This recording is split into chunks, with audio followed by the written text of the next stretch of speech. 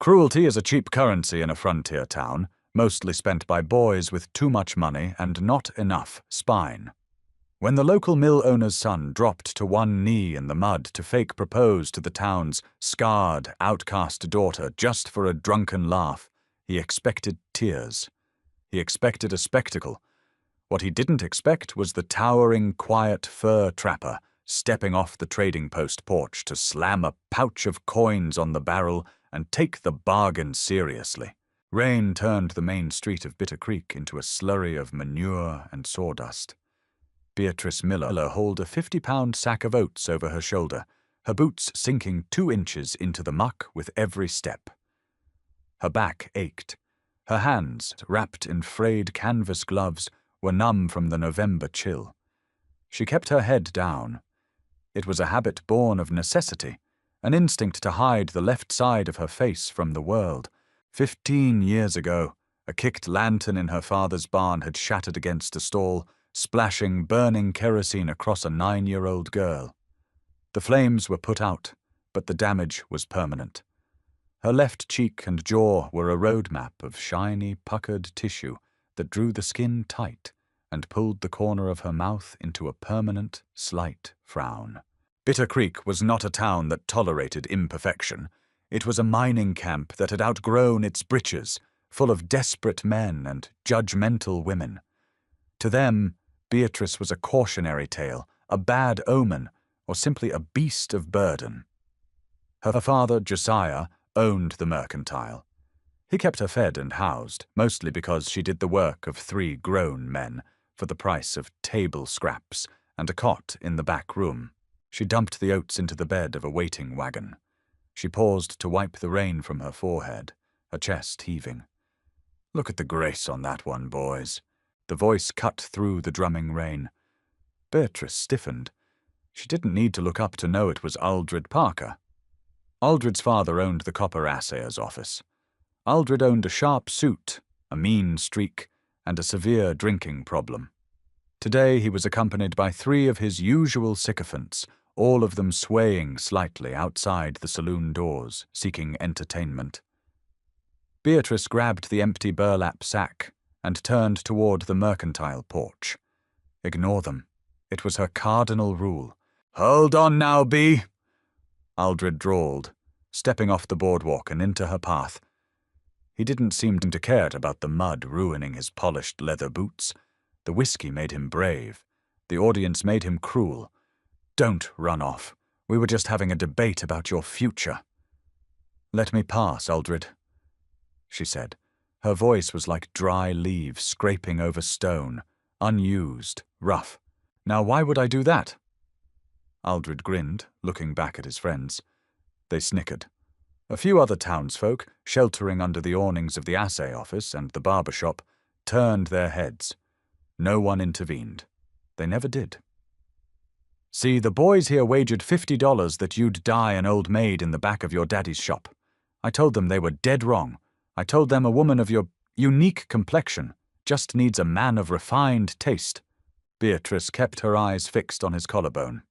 "Move." Aldred stepped closer. The smell of stale beer and chewing tobacco rolled off him. "In fact, I'm feeling generous today.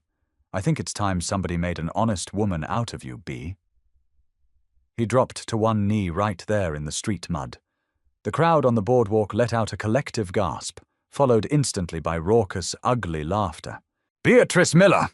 Aldred shouted, spreading his arms wide, mocking the grand gestures of stage actors. "Will you do me the immense honor of becoming my bride? I promise to only look at you from the right side." The laughter swelled. It echoed off the false front buildings. Beatrice felt the familiar, hot sting of humiliation prickling behind her eyes, but she swallowed it down. She had cried all her tears by the time she was 12.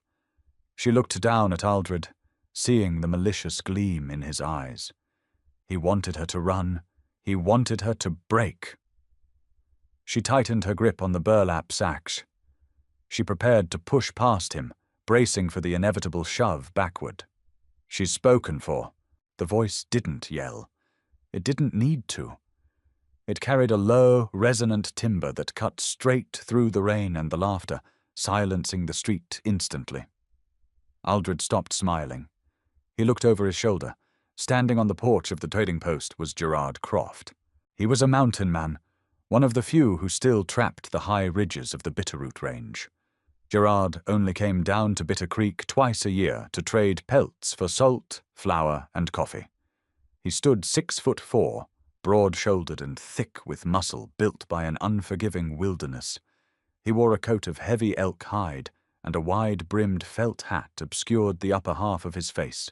His beard was thick, threaded with premature grey.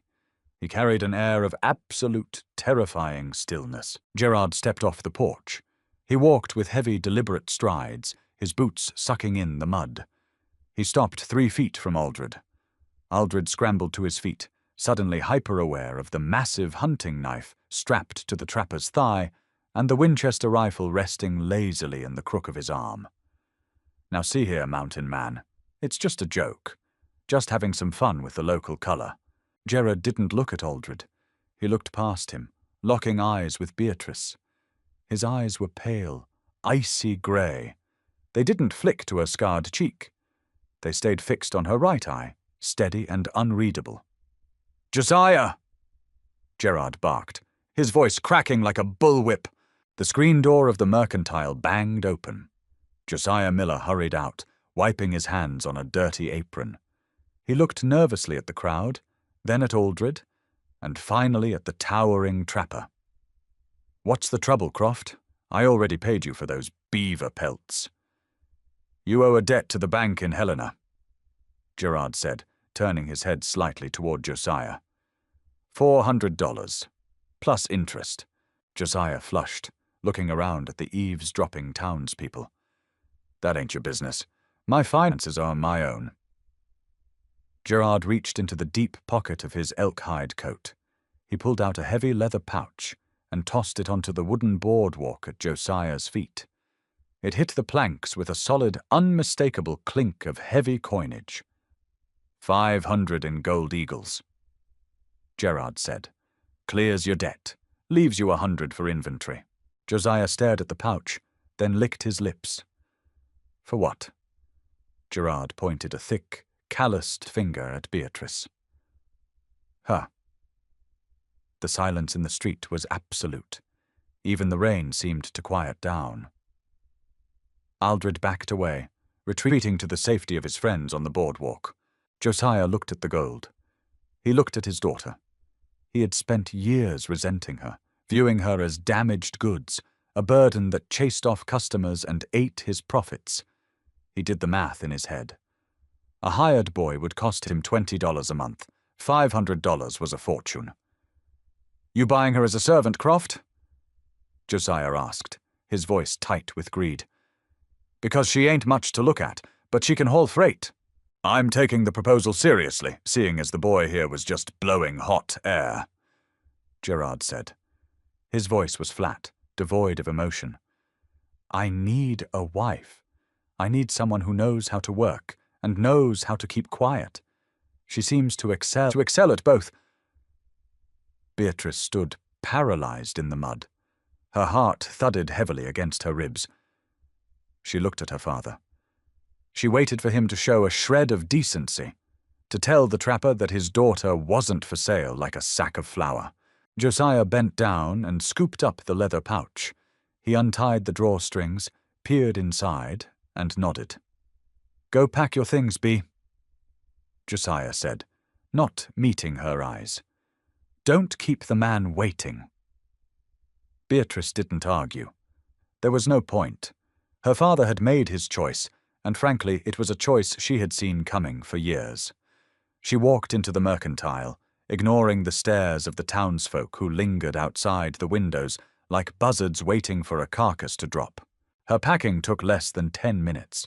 She owned 3 dresses, all faded and patched, a pair of heavy wool socks, a comb with half its teeth missing, a small tin-backed mirror that she deliberately kept face down in her trunk, and a worn, leather-bound copy of Shakespeare's sonnets she had traded a passing drummer for 3 years ago. She shoved it all into a canvas rucksack, tied it tight, and walked back out onto the porch. Gerard Croft was waiting by a pair of heavily laden pack mules and a massive roan gelding. He had finished tying down his supplies. When she stepped onto the porch, he turned. He didn't offer a hand. He didn't offer a gentle smile. He simply nodded toward the roan. "You ride, I'll walk." Beatrice hesitated. "I can walk. I'm used to it." "It's 20 miles uphill, and the snow line is dropping fast." Gerard said, "You ride. I don't need you slowing me down." It wasn't a cruel statement. It was purely practical. Beatrice accepted it for what it was. She hoisted herself into the saddle. The leather was cold, but the horse beneath her radiated a massive, steady heat. She gripped the reins. Gerard took the lead rope of the first mule and clicked his tongue. The small caravan began to move out of Bitter Creek. As they passed the assayer's office, Aldred Parker was still standing there, watching them go. He looked less amused now, and more confused. Beatrice didn't look at him.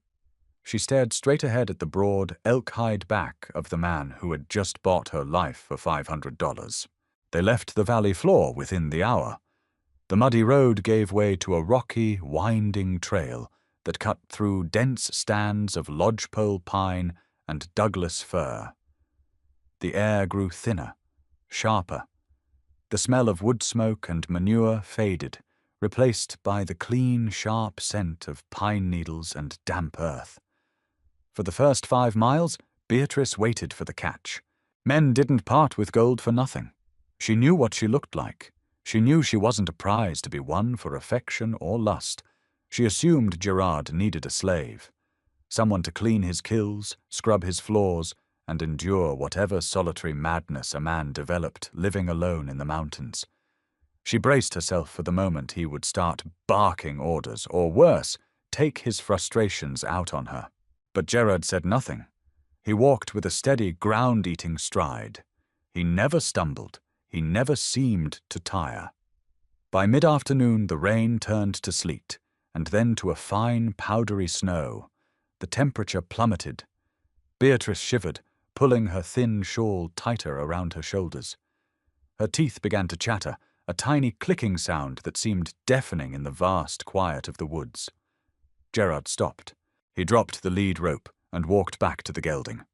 Beatrice tensed, tightening her grip on the saddle horn.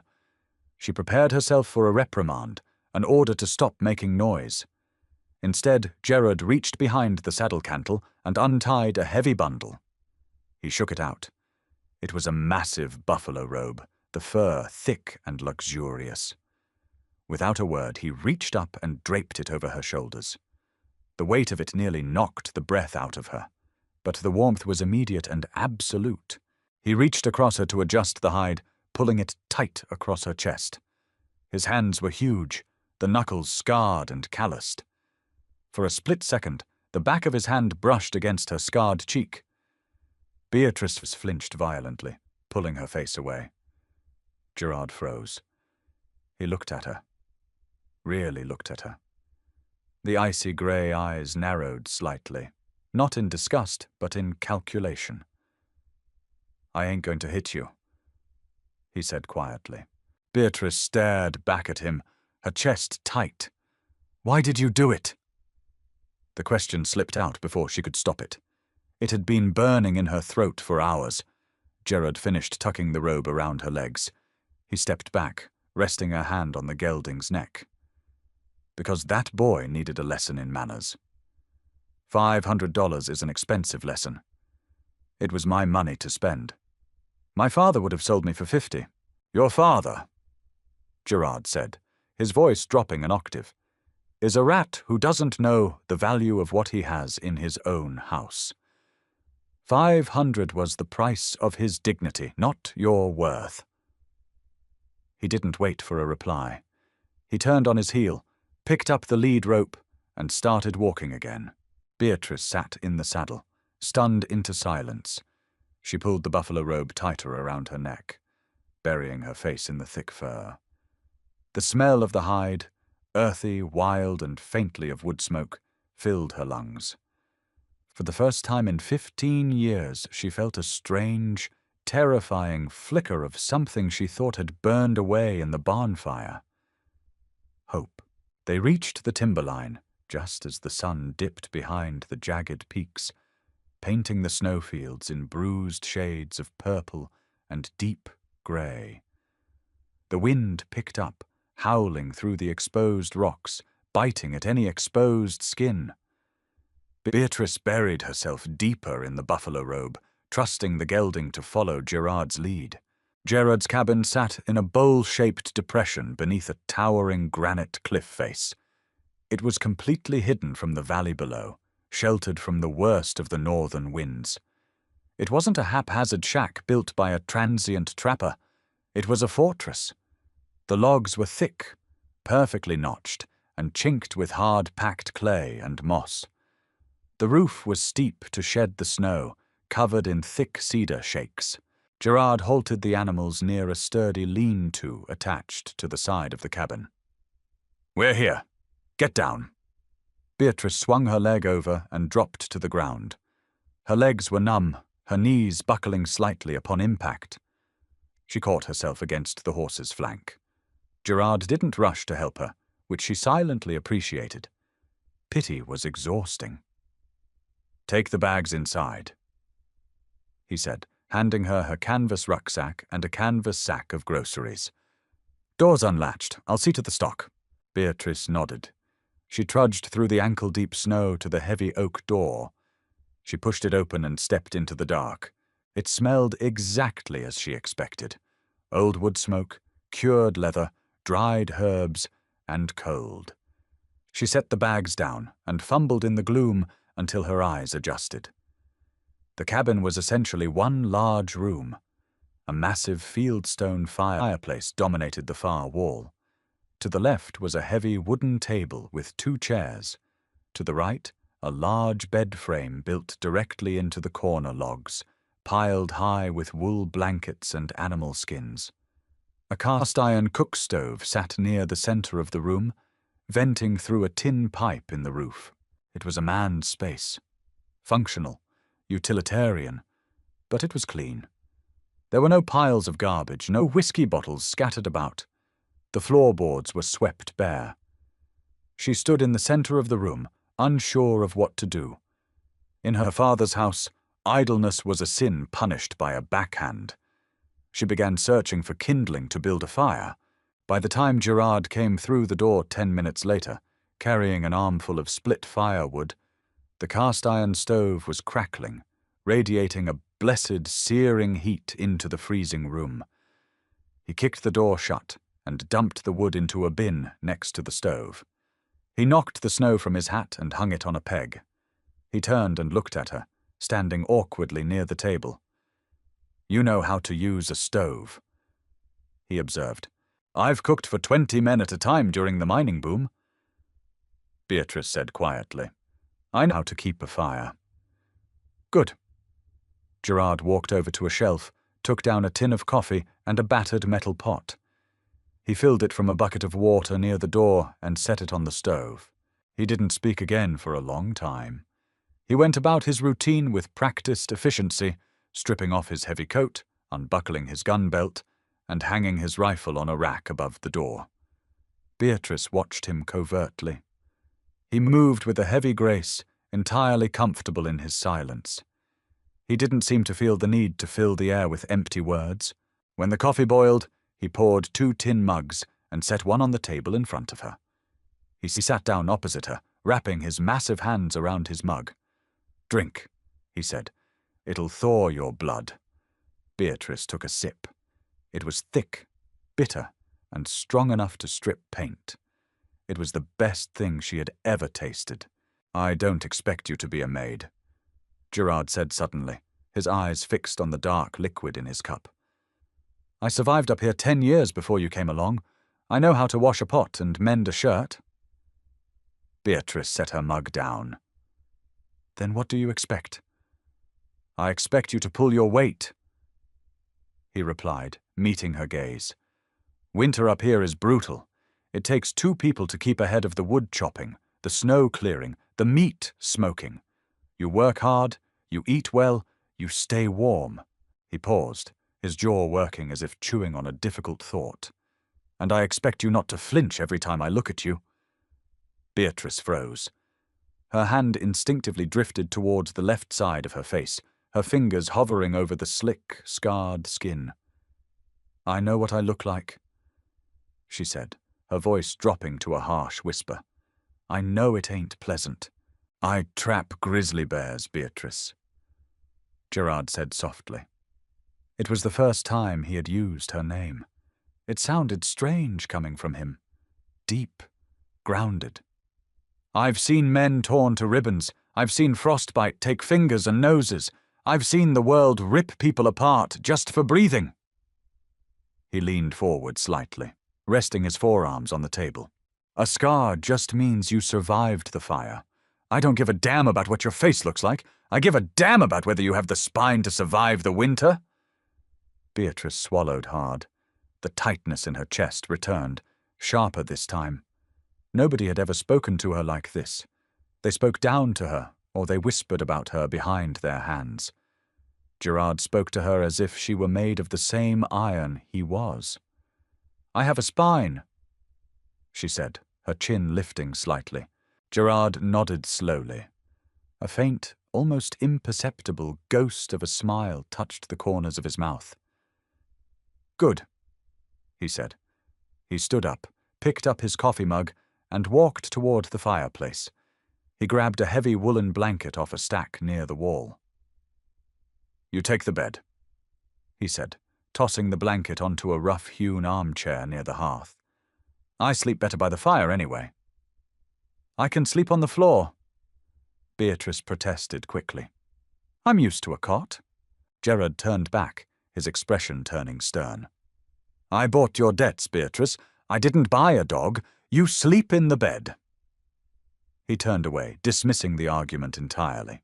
He began to unlace his boots. Beatrice stood by the table, watching his broad back.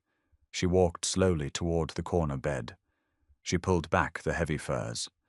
The mattress was stuffed with pine needles and dried moss. It smelled of the forest. She sat on the edge, the exhaustion of the day finally catching up to her. She looked across the dim cabin. Gerard had stretched out on the floor near the hearth, the blanket pulled over him, his breathing already falling into a slow, steady rhythm. She lay back, pulling the heavy furs up to her chin. The wind outside slammed against the thick log walls, a furious, icy beast trying to get in. But inside, the fire cracked. The air was warm, and for the first time in a very long time, Beatrice didn't feel the need to hide her face in the dark. Morning arrived with a brittle, punishing cold that froze the water in the tin wash basin solid. Beatrice woke to the rhythmic, heavy thud of an axe splitting wood somewhere outside. She pushed the heavy furs aside, shivering instantly as the frigid air bit through her thin cotton dress. She didn't linger in the warmth. Survival left no room for laziness. She broke the ice in the basin with the handle of a heavy iron skillet, splashed her face, and set to work. She loaded the cast-iron stove with the kindling Gerard had left in the bin, struck a match, and coaxed the embers back to a roaring fire. By the time the coffee was boiling and a pan of salted pork was spitting grease, the heavy oak door swung open. Gerard stepped inside, bringing a cloud of freezing vapor with him. He didn't carry wood this time. Slung over his massive shoulder was the hindquarter of a bull elk, wrapped in a bloody canvas tarp. He dropped it heavily onto the sturdy wooden table. The legs of the table groaned under the weight. "Snow's getting deep," he said, knocking his boots against the doorframe. "Animals are moving down into the lower timber. We need to process this today before it freezes solid." Beatrice didn't hesitate. In Bitter Creek, the women of the town would have fainted at the sight of the raw, butchered meat on their kitchen table. Beatrice just walked over, wiped her hands on her apron, and picked up a heavy, wide-bladed knife from the counter. Gerard watched her for a fraction of a second, his grey eyes catching the firelight. Then he unbuckled his coat, pulled his own skinning knife from its sheath, and moved to the opposite side of the table. They worked in silence for 4 hours. It was grueling, bloody work. The smell of raw copper and cold fat filled the small cabin. Beatrice matched his pace, slicing away the silver skin, separating the muscle groups, and cutting the meat into thin, uniform strips for the smoker. Her hands ached. Her knuckles were slick with grease and blood. Not once did she complain.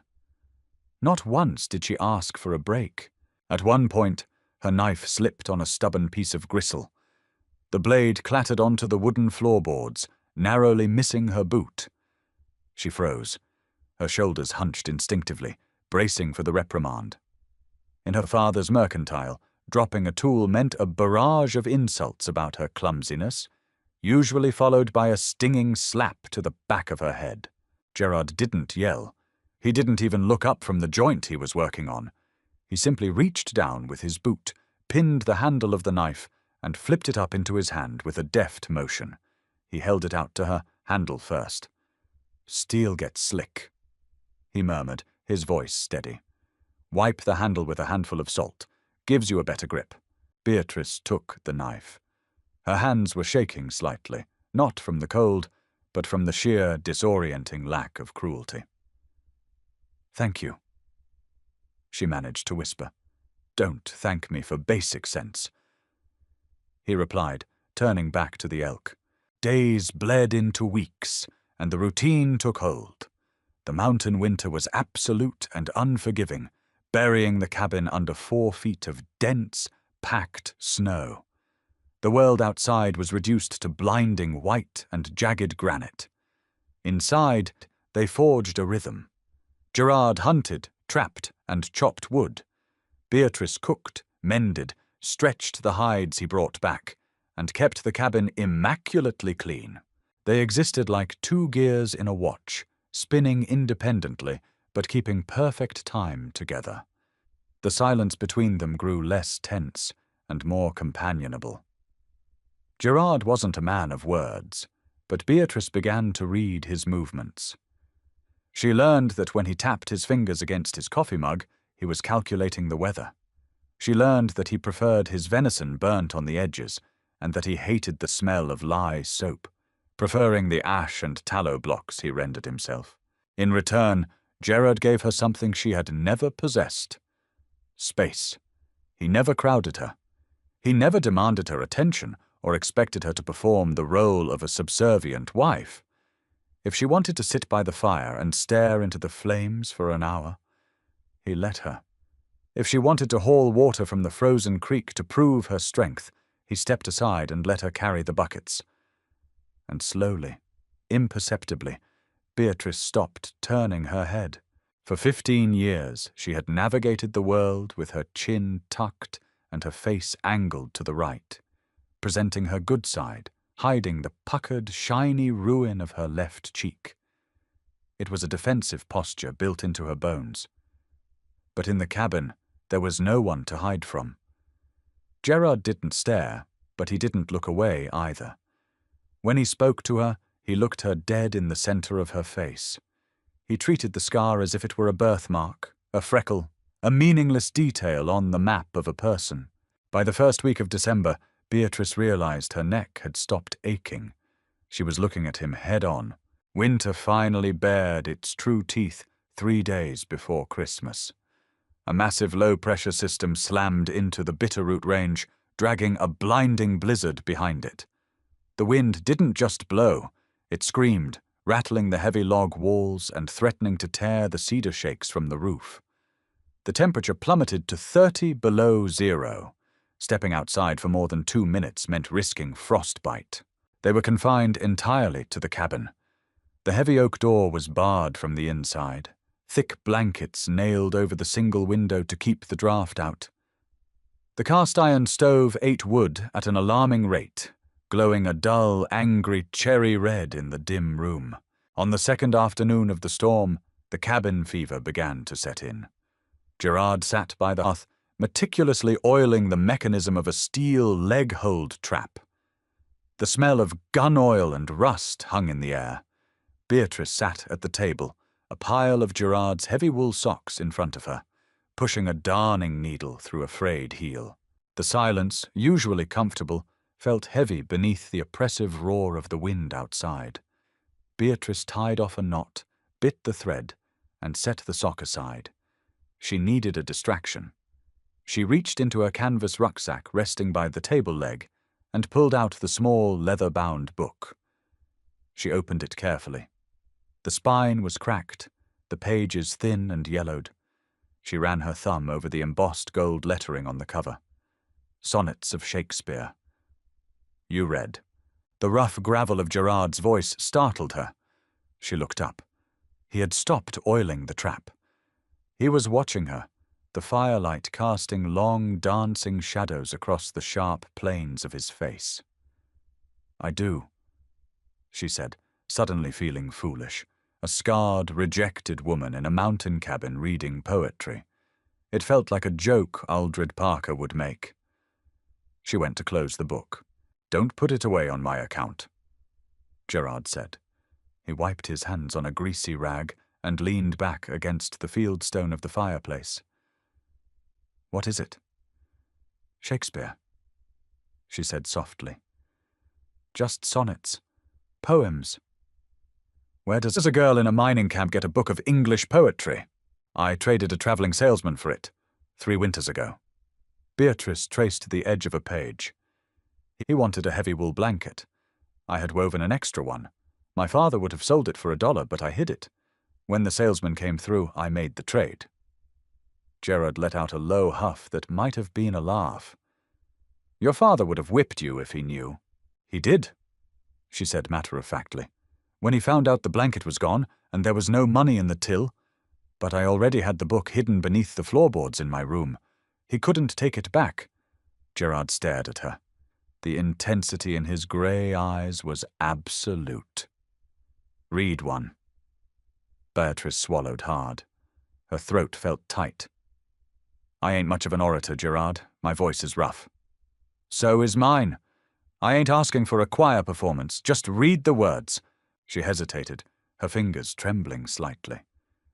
She had only ever read them in the dark, in a whisper to herself. She opened the book to a dog-eared page near the middle. She took a deep breath, the smell of wood smoke filling her lungs. Let me not to the marriage of true minds admit impediments, she began, her voice tentative, scraping slightly. Love is not love which alters when it alteration finds, or bends with the remover to remove. She read slowly, feeling the weight of the heavy, archaic words on her tongue. As she read, she forgot about the howling wind outside. She forgot about the scars on her face. She focused on the rhythm, the steady, driving heartbeat of the poetry. When she finished, she closed the book gently and looked over at the hearth. Gerard was watching her. He hadn't moved a muscle. Alters when it alteration finds, he repeated softly, his voice a low rumble over the crackling fire. He nodded slowly. That's a true thing. Rare to find true things written down. It's just a poem, she said, feeling a sudden, strange flush of heat climb her neck. No, it's a measure, Gerard said. He set the rag down and crossed his arms over his chest. People down in Bitter Creek, they measure a person by what they can see, what they can use, or what they can steal. If a thing changes, if it gets broken, they throw it away. They alter. He looked directly at her left cheek. The shiny, puckered skin was fully illuminated by the firelight. Beatrice forced herself not to turn away. She held his gaze. Up here, Gerard continued, gesturing vaguely to the log walls holding back the blizzard. A thing is exactly what it is. A wolf don't pretend to be a dog. A blizzard don't apologize for the cold. You survive by seeing the truth of a thing, not the surface of it. He pushed himself off the hearth and walked slowly toward the table. He stopped right in front of her. He was so large he blocked out the rest of the room. You never lie, Beatrice, he said. His voice was quieter now, meant only for her. You don't pretend to be weak when you're strong. You don't hide your mind, and you took a beating just to keep a book of words because you knew it had value." He reached out. His hand was massive, the skin rough as sandstone. Slowly, deliberately, he pressed his knuckles against the left side of her face.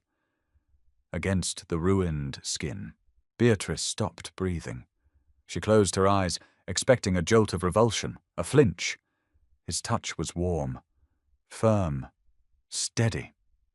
He didn't recoil. He just rested his hand against her cheek, a physical anchor in the swirling quiet of the cabin. "You're the truest thing I ever brought up this mountain," Gerard whispered. He dropped his hand and turned back to the fireplace, picking up his trap and his oily rag as if nothing had happened. But everything had happened. Beatrice sat perfectly still, the book resting beneath her hands, feeling the phantom warmth of his knuckles on her scars. The wind screamed outside, but inside the cabin, the ice had finally cracked. Winter surrendered slowly, bleeding out into the soil. By late April, the snowpack turned granular and grey, collapsing under the warming sun. The silence of the deep freeze was replaced by the constant, deafening roar of runoff tearing through the granite gorges. Bitterroot Creek swelled over its banks, dragging uprooted pines and boulders downstream in a chaotic churn of brown water. With the thaw came the mud. It was thick, clay-heavy, and clung to everything. Beatrice spent her days in a pair of Gerard's old leather boots, her skirts tied up past her knees, working the saturated earth. They were building a larger root cellar. Survival up here required thinking 2 seasons ahead. She drove a heavy iron spade into the rocky soil, throwing a wet clump over her shoulder. Her muscles burned, a deep, satisfying ache that had replaced the brittle exhaustion she used to feel in her father's mercantile. She was stronger now. Her collarbones no longer jutted out like wire hangers. Her skin, where it wasn't scarred, was tanned and weathered. Gerard was waist-deep in the trench a few yards away, prying a stubborn slab of granite loose with a heavy steel crowbar. He grunted, his massive shoulders corded with effort, and the rock finally gave way with a wet, sucking sound. He tossed the crowbar aside and wiped his brow with the back of a filthy hand. "Take a rest," Gerard said, leaning against the mud wall. "I have 2 more feet to clear on this side," Beatrice replied, driving her spade down again. The blade struck a hidden root and sent a jarring shock up her forearms. She cursed under her breath, a habit she had picked up from him. Gerard watched her. He didn't insist she stop. He respected her labor too much for that. Instead, he climbed out of the trench, walked over to the water bucket resting on a stump, and brought the tin dipper over to her. She leaned on the handle of the spade and took it. The water was icy cold, tasting of minerals and pine. She drank deeply, water spilling down her chin and soaking into the collar of her canvas shirt. When she handed the dipper back, she caught him staring, not at her hands, not past her, dead at her face. The puckered tissue of her left cheek was flushed with exertion, shiny in the afternoon sun. 6 months ago, she would have ducked her head, thrown her hair forward, and shrunk into herself. Today, she just wiped her mouth with the back of her wrist and met his grey eyes. "What?" she asked, her voice flat, lacking any defensive edge. "You ain't hiding anymore," Gerard stated. It wasn't a question. "Ain't nobody up here to hide from." "No," Gerard said quietly. "There isn't." He reached out. His thumb, calloused and stained with dark earth, traced the line of her jaw, stopping just at the edge of the worst burn scar. It was a terribly intimate gesture in the middle of a mud trench. Beatrice felt a sudden, heavy thud in her chest, a physical weight that made it hard to draw breath. She didn't pull away. She leaned slightly into the pressure of his hand. A sharp, violent crack snapped the moment in half. It sounded like a dry branch breaking under immense weight. Gerard's hand dropped. He spun towards the tree line, His body instantly coiled, dropping his center of gravity. His grey eyes swept the dense stand of lodgepole pines 50 yards out. The wind shifted. A rank, sour smell washed over them. It smelled like rotting meat and wet dog. Bear, Gerard muttered. Starving one. Woke up early. He didn't have his rifle. He had left it on the cabin porch, a fatal mistake born of spring complacency. All he had was the heavy crowbar in the trench and the skinning knife on his belt. The brush parted. A massive, mangy black bear stepped into the clearing. Its ribs showed beneath its matted coat, and its eyes were glassy and erratic with hunger. It swung its massive head, catching the scent of the smokehouse attached to the side of the cabin. Then it saw them. A fed bear will usually run. A starving bear will kill anything made of meat. It dropped to all fours and charged. It moved with terrifying speed, a localized avalanche of muscle, claws, and desperation, tearing up the muddy earth with every bound. "Get in the cabin!" Gerard roared, diving back into the trench to grab the crowbar. Beatrice didn't run. She calculated the distance. The bear was closing fast. The porch was 20 yards away. Gerard was trapped in a 3-foot hole. If the bear hit the trench, Gerard would be mauled before he could swing the heavy iron bar. She didn't think about Bitter Creek, or her father, or the fire that had ruined her face. She thought about the man in the mud who had bought her debts and given her a home. Beatrice gripped the iron spade with both hands. She stepped forward, planting her boots wide in the slick mud, placing herself directly between the charging bear and the trench. "Hey!" she screamed. It was a guttural tearing sound that ripped from the bottom of her lungs, rougher and louder than any noise she had ever made.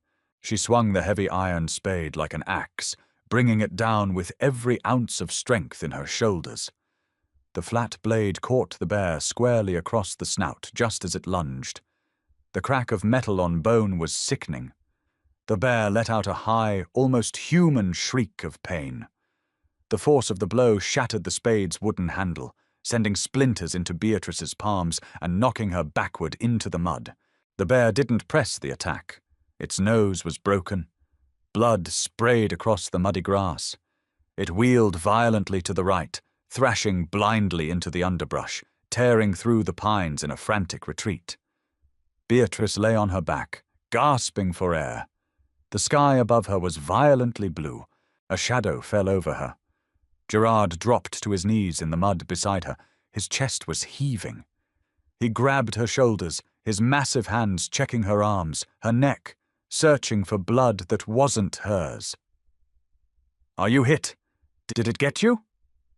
His voice was ragged, stripped of its usual calm. "No," Beatrice gasped. She held up her hands, showing him the splinters and the dirt. Just the handle. Gerard stared at her. He looked at the broken spade shaft lying in the mud, then at the tree line where the bear had vanished, and finally back down at her. He let out a long, shaky breath and dropped his forehead against hers. "You didn't run," he whispered. "It was going for the trench," Beatrice said, her voice shaking now that the adrenaline was draining away. "I couldn't let it." Gerard pulled back. He looked at her scarred face, smeared with mud, her eyes wide and wild. He didn't say a word. He just slid his arms under her shoulders and knees, picked her up out of the mud as easily as if she weighed nothing at all, and carried her towards the cabin. May brought wildflowers, pushing up through the rotting pine needles in bursts of violent yellow and violet. It also brought riders. Beatrice was on the porch, working a piece of buckskin over a stretching frame, when she heard the horses. The sound was wrong. It wasn't the steady, rhythmic plod of a pack mule. It was the frantic, uneven gait of horses being ridden too hard up a steep grade. She stood, wiping her hands on her apron. 3 men crested the ridge, breaking out of the timberline and into the clearing. She recognized the man in the lead instantly. He still wore a suit, though it was stained with trail dust and sweat. Aldred Parker. He looked thinner, his face drawn and puffy, the unmistakable look of a man who had spent the entire winter drinking cheap liquor and losing money at the faro tables. Flanking him were 2 hired guns from the mining camps. They wore long canvas dusters and carried themselves with the slouching, dangerous arrogance of men paid to commit violence. Aldred pulled his horse up a few yards from the porch. He looked around the clearing, taking in the massive woodpile, the sturdy smokehouse, and finally, Beatrice. A cruel, familiar smile spread across his face, revealing yellowing teeth. "Well, boys," Aldred said loudly, his voice carrying easily across the yard. "Looks like the beast survived the winter after all. I lost $20 on that bet." Beatrice didn't flinch. She didn't drop her head. She stood perfectly still on the porch. 3 feet away, leaning against the log wall, was Gerard's Winchester. "What do you want, Aldred?" Beatrice asked. Her voice was steady. Cold. Aldred laughed, a harsh, grating sound. "Your daddy's mercantile burned down in February. He's living in a tent. My old man lost the assay office to the bank. The whole town is going to hell." He leaned forward over the saddle horn. "But I heard the mountain man brought in a record haul of winter prime beaver and marten. I heard he's sitting on $3,000 worth of fur." "You heard wrong," Beatrice said. "I don't think so." Aldred sneered. He nodded to the 2 men beside him. They unholstered their revolvers, resting them casually on their thighs. "We've come to collect a toll for the use of Bitter Creek's roads. Where is he, B? Is the big man out checking his traps? Leave you here to scrub his pots?" "He's closer than you think," a voice rumbled. Aldred spun in his saddle. Gerard stepped out from the shadow of the smokehouse. He moved without a sound. He held a massive, double-bitted felling axe casually in his right hand. He didn't look angry. He looked entirely hollowed out, a vessel for pure, calculated intent. The 2 hired guns swung their revolvers toward him. "Hold it right there, trapper!" The larger of the 2 men barked, pulling the hammer back on his colt. "Drop the axe!" Gerard didn't break stride. He didn't drop the axe. He looked at Beatrice. "Get the rifle," he said. It wasn't a request. Beatrice took 1 step, grabbed the Winchester, levered around into the chamber with a sharp, metallic clack, and brought the stock to her shoulder. She leveled the barrel dead at the chest of the man aiming at Gerard. The clearing went dead silent. The hired guns froze. They had expected a cowering, scarred woman. They were looking down the barrel of a heavy-caliber rifle held by someone who had absolutely no tremor in her hands. "Aldred," Gerard said, stopping 10 feet from the horses. "You have exactly 5 seconds to turn those animals around and ride back down my mountain." Aldred's face flushed a deep, ugly red. Humiliation wrestled with fear, and the humiliation won. "There's 3 of us, Croft. You've got an axe and a crippled woman. Take the furs, boys." The man aiming at Gerard tightened his finger on the trigger. Gerard moved. It was an explosion of violence too fast for a man his size. He didn't swing the axe blade. He pivoted, stepping inside the horse's guard, and brought the heavy wooden handle of the felling axe up in a brutal, sweeping arc. It caught the hired gun squarely under the jaw. The man was thrown backward, out of the saddle, hitting the dirt like a sack of wet grain. His revolver fired into the air as he fell. The second hired gun panicked, trying to bring his weapon around to bear on Gerard. "Drop it!" Beatrice screamed. The man hesitated for a fraction of a second, looking at the rifle pointed at his heart. That hesitation was all Gerard needed. He dropped the axe, lunged forward, grabbed the man by the collar of his duster, and ripped him entirely out of the saddle, hurling him to the ground. Gerard's heavy boot slammed down onto the man's wrist, pinning the gun hand to the earth until the fingers popped open in agony. Aldred was left alone, sitting on a panicked, dancing horse. He fumbled frantically for the small derringer in his vest pocket. Before he could clear it, Gerard grabbed Aldred by the belt and the collar, hoisted him out of the saddle, and threw him violently onto the porch. Aldred hit the wooden boards hard, sliding until his boots bumped against Beatrice's shins. Gerard stood in the yard, breathing heavily. The two hired guns were groaning in the dirt, entirely neutralized. He looked down at Eldred, who was staring up at Beatrice, his face chalk white, his arrogant sneer completely wiped away. Gerard didn't draw his knife. He didn't reach for a gun. He simply looked at Beatrice. "He came for your furs," Gerard said, his voice returning to its normal low gravel. "But he insulted you. This is your porch. You tell me what to do with him." Aldred looked up at Beatrice.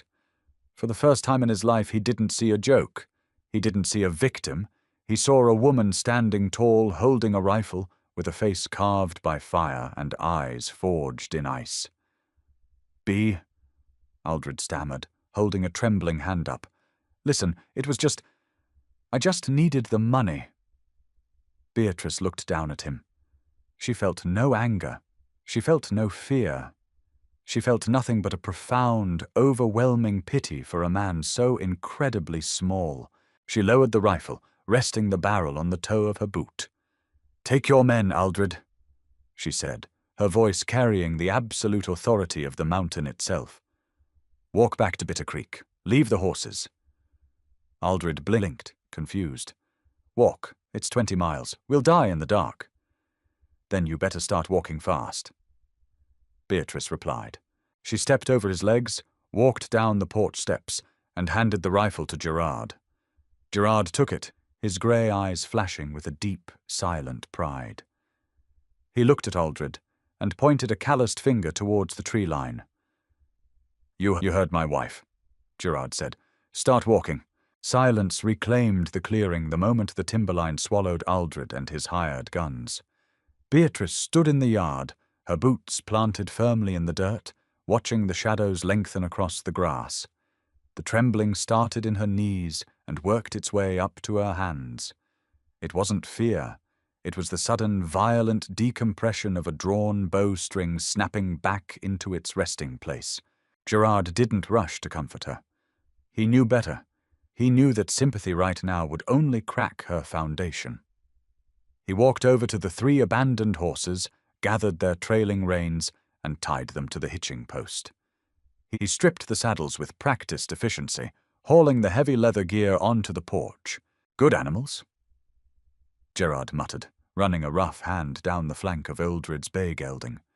He checked the horse's teeth, then ran his palms down its forelegs to check for heat or swelling. "Ridden too hard by a fool, but they're sound. We'll sell them down in Bozeman come August. Buy winter stores. That bay will fetch $50 alone." Beatrice finally looked away from the tree line. She walked up the wooden steps, her legs feeling like lead. She sat heavily on the edge of the porch, staring at her hands. Her knuckles were white, cramped from gripping the heavy Winchester. "I didn't think I had it in me," she said to her hands. To pull the trigger. If he hadn't dropped the gun, "You would have fired," Gerard said, carrying a saddle blanket to the rail. "I saw your eyes. You had the slack pulled out of the trigger. You were ready." "I'm not a killer. You're a survivor. There's a wide gulf between the two." Gerard turned to face her, tossing the blanket over the rail. "You called me your wife." Her voice was barely above a whisper, rough and scraped hollow by the adrenaline. Gerard stopped moving. He didn't offer a half-truth or a gentle deflection. "I bought your debts, Beatrice. I brought you up here, but a transaction don't make a marriage." He walked over, sitting beside her on the rough-hewn planks. He was close enough that she could feel the heat radiating off him. "I called you my wife because you earned the title. You stood between me and a starving bear. You held a rifle on men ready to kill. You didn't run. You never ran." "I had nowhere to run to," she said quietly. "That ain't true," Gerard replied. "You could have walked down that mountain any day. I wouldn't have stopped you. You stayed because you belong here. You built this life with me." Beatrice turned her head. She looked at him, fully exposing the scarred side of her face to the late afternoon sun. The shiny, tight skin caught the light. "Aldred said I was a beast. He said it for years. The whole town thought it. My own father thought it. They looked at me and saw something ruined. Gerard reached out. He didn't hesitate. His large, scarred hand cupped her jaw. His thumb traced the jagged edge of the worst burn, right where it met her hairline. The touch sent a jolt straight through her chest, stealing her breath. Aldred is a weak man who needs the world to be ugly so he doesn't have to look at his own rot, Gerard said, his grey eyes locking onto hers with a fierce, immovable intensity. Your father is a coward who couldn't protect his own blood. They look at you and see fire. They see damage. He leaned closer. His voice dropped to a rough murmur, vibrating deep in his chest. I look at you and see iron. I see a woman who took the worst this world had to throw at her and didn't break. There ain't a mark on your face that I wouldn't kiss. He didn't wait for permission. Gerard leaned in and pressed his lips directly against her left cheek. It was a firm, deliberate kiss. He didn't shy away from the puckered tissue. He kissed the scar as if it were holy ground. Beatrice squeezed her eyes shut. A single, hot tear broke free and tracked down her cheek, sliding over the scarred skin and soaking into his beard. She reached up, her fingers gripping the lapel of his heavy canvas shirt, anchoring herself to him as the last remnants of Bitter Creek finally washed out of her soul. That night, the cabin felt different. The air was no longer heavy with unspoken boundaries. While Beatrice cooked a thick venison stew, Gerard sat at the table, repairing a broken halter. They worked in their usual quiet, but the silence had transformed. It wasn't the silence of strangers navigating a truce, it was the comfortable, steady hum of a shared life. When they finished eating, Gerard took the heavy buffalo robe from the armchair. He didn't lay it by the hearth where he had slept for the past 6 months. He carried it to the large bed in the corner, spreading it out over the mattress. He turned and looked at her, standing by the stove. He didn't say a word. He just waited. Beatrice dried her hands on her apron. Her heart hammered against her ribs, but she didn't duck her head. She walked across the wooden floorboards, stepped into the space he made for her, and let him pull her into the dark. Autumn swept through the Bitterroot Range like a slow-moving fire. The lodgepole pines shed their olden needles, carpeting the forest floor in rust, while the quaking aspens turned into pillars of violent, shimmering gold. The mornings grew brittle, the air biting sharply at the lungs. Frost crunched underfoot, a warning of the deep freeze to come. They made the journey to Bozeman in late September. It took 4 days to navigate the winding game trails and switchbacks, leading a string of heavily burdened pack mules and Aldred's captured horses. Bozeman was a bustling hub compared to the rotting desperation of Bitter Creek. It was loud, crowded with miners, teamsters, and travelers moving towards the rail lines. A year ago, a crowd like this would have sent Beatrice into a panic. She would have pulled a heavy shawl over her head and prayed to remain invisible. Now she rode a tall roan gelding right through the center of the muddy thoroughfare, her face uncovered, her back straight. Men turned to look. Some stared at her scars. Some nudged their companions. Beatrice didn't care. She looked back at them with eyes like chipped flint, and they invariably looked away first. She was a woman of the high timber now.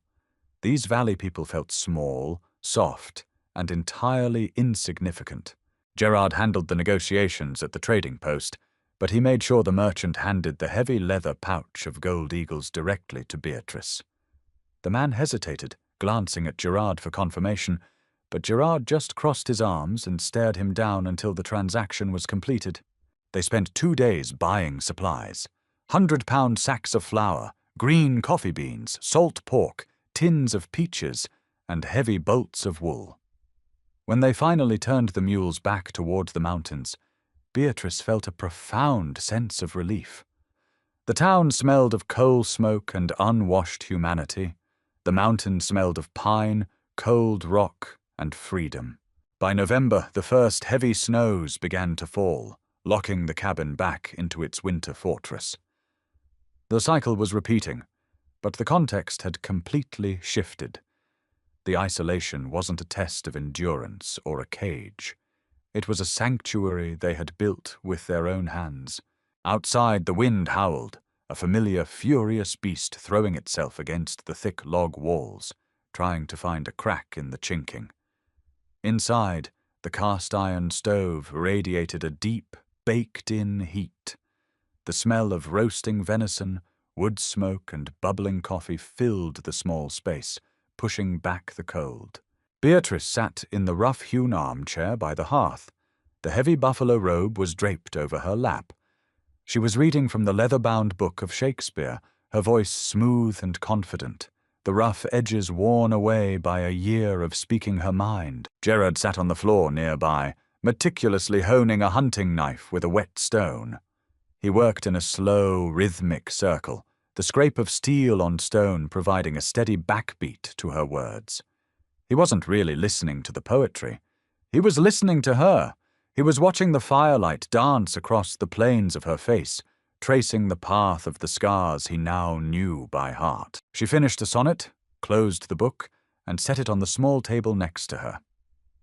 She looked down at him, catching his gaze. "You're staring again, Croft," she said, a faint, teasing smirk playing on her lips. Gerard paused his sharpening. He wiped the blade clean on an oiled rag, sheathed it and set it aside on the stump.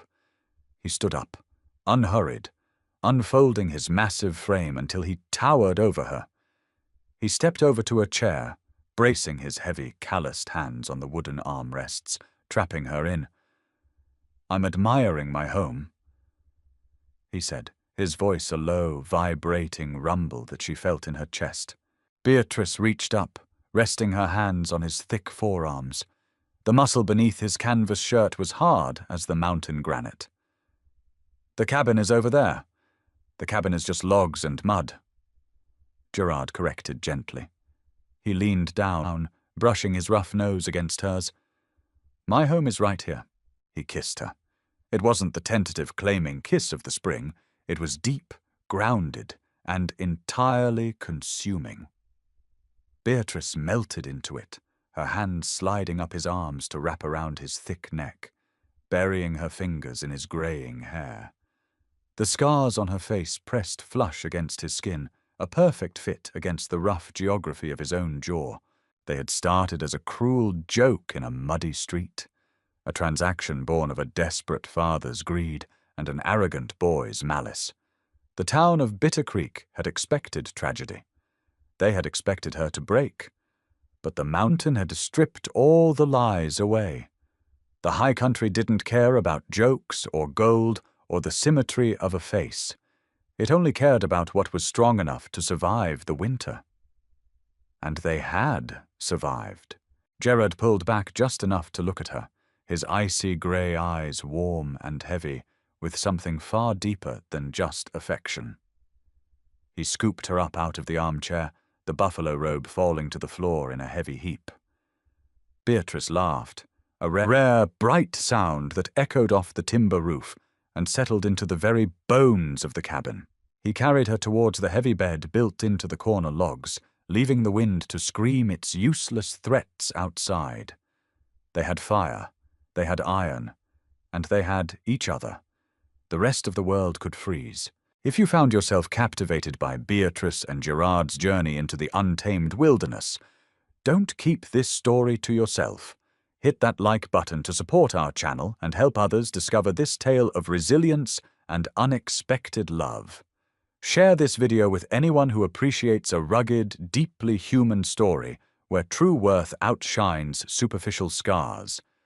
And make sure to subscribe and ring the bell so you don't miss the next chapters of the Mountain Man's Bargain.